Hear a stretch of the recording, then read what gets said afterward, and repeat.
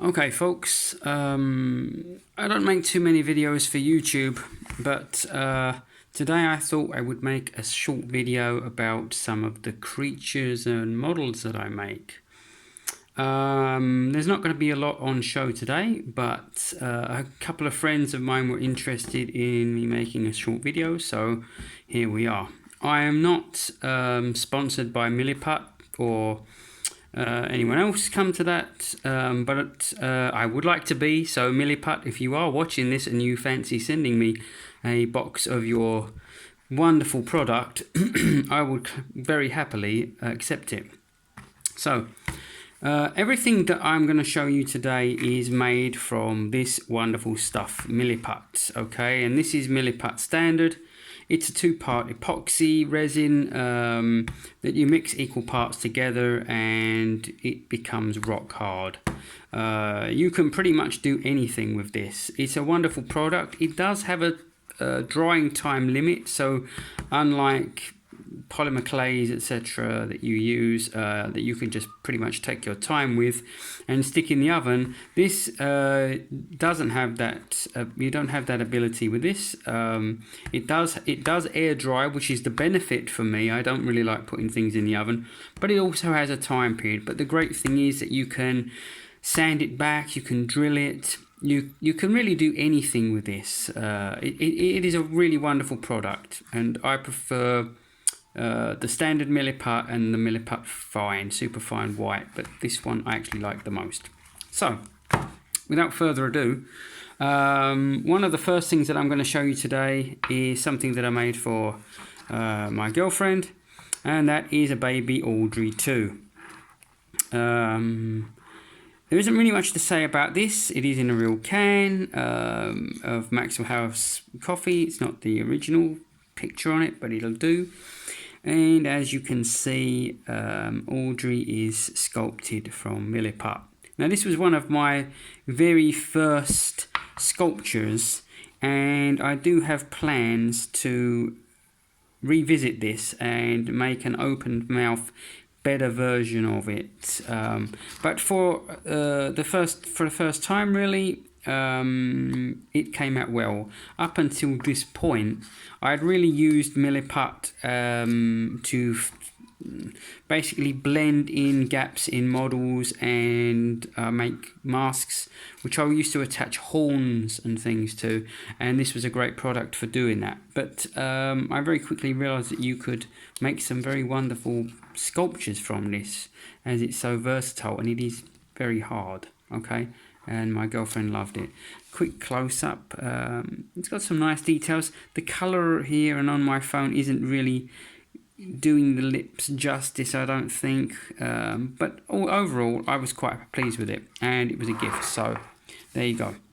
My second little creature, I think a lot of people will definitely recognize, and that is this little guy from the movie Labyrinth.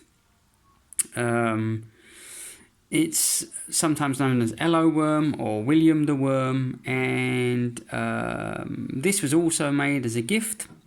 He is completely made out of Milliput, apart from the eyes, and a scarf and real fur.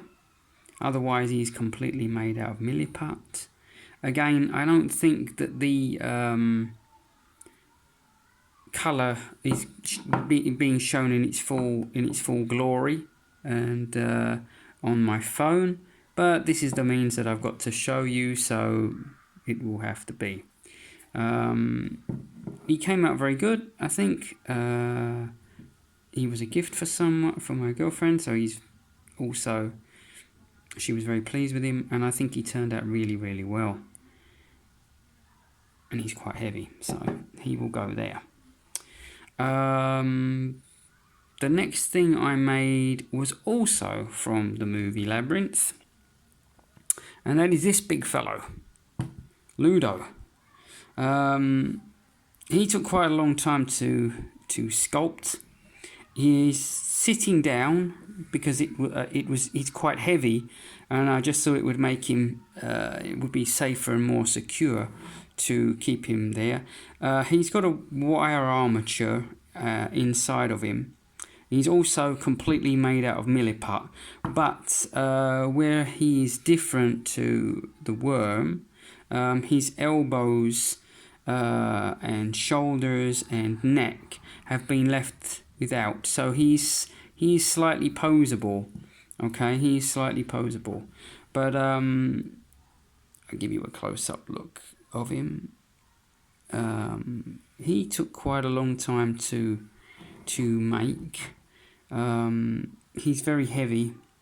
He's also got foil inside of the armature. Sorry, I'm doing this with one hand, but even the undersides of his feet are sculpted, and his hands. He could do with a little bit of a brush. He's he's gotten a little bit messy as I picked him up. You can see his ears. His ears are painted inside. His horns. And yeah, I think he turned out really well. I was really pleased with him. There were a couple of moments when I didn't think that he would, but he did turn out really well, and I'm really pleased with him. Very pleased, in fact, with him indeed.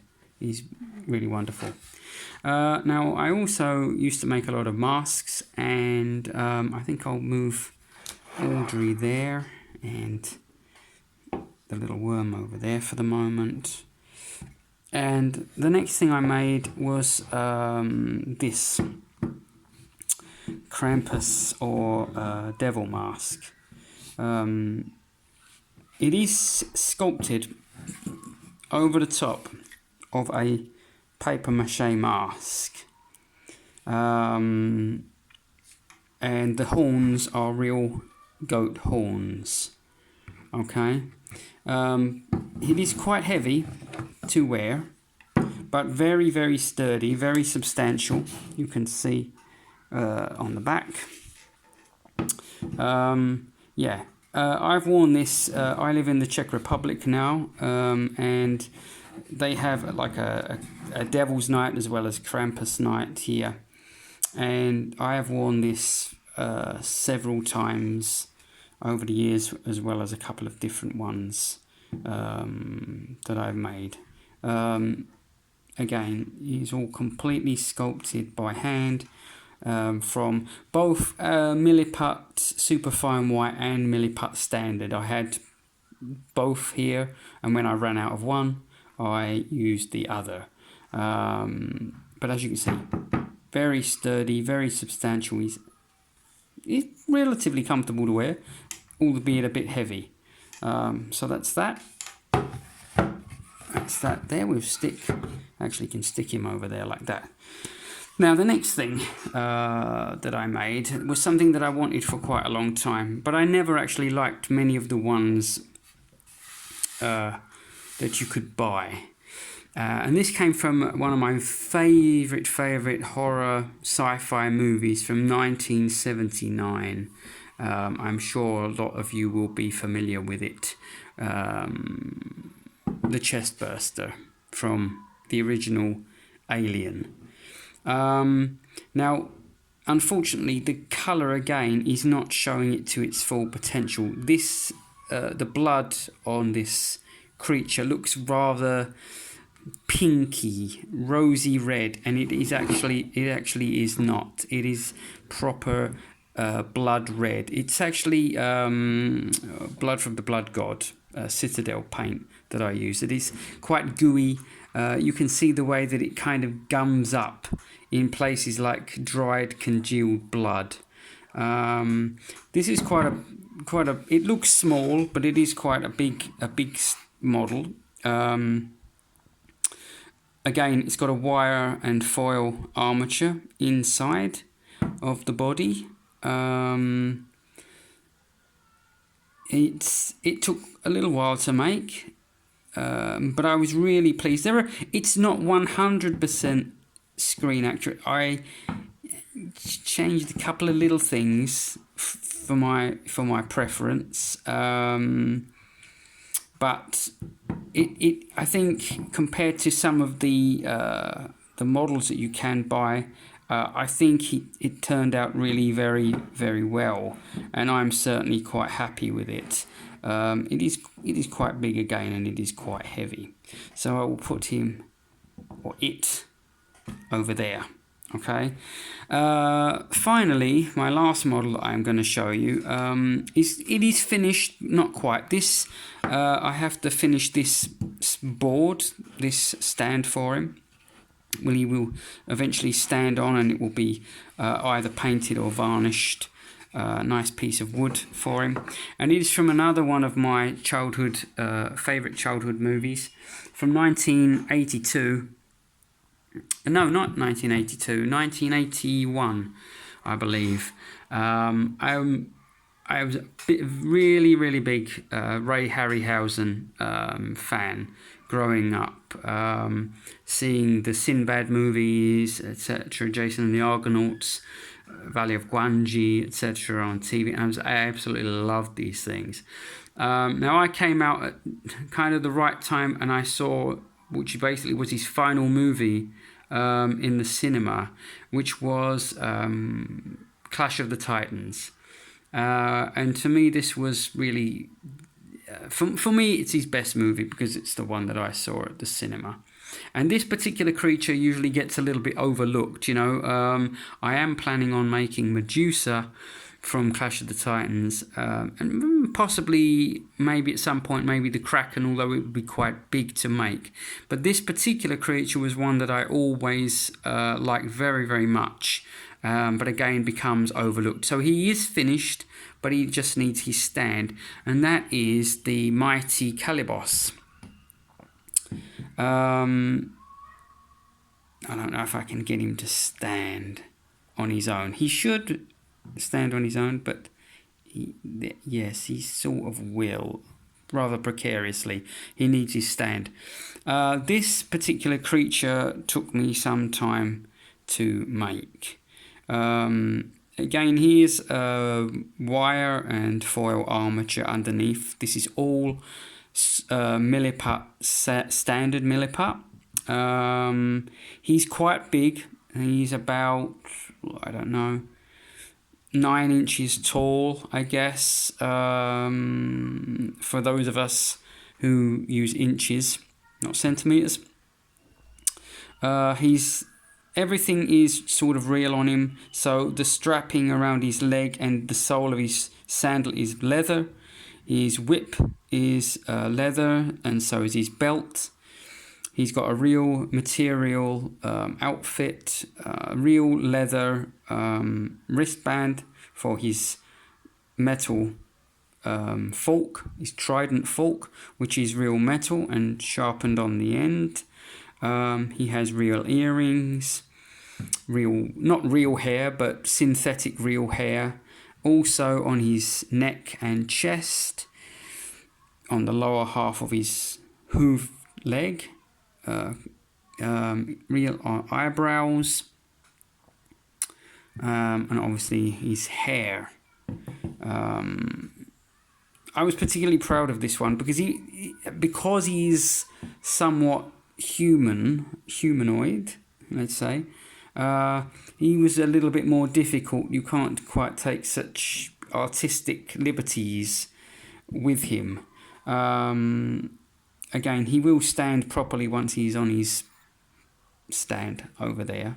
But just to give you a look, an overall look of him, I was particularly pleased with the way this one came out, because he really was kind of a favourite of mine, and most people tend to overlook this character quite a lot in the movie.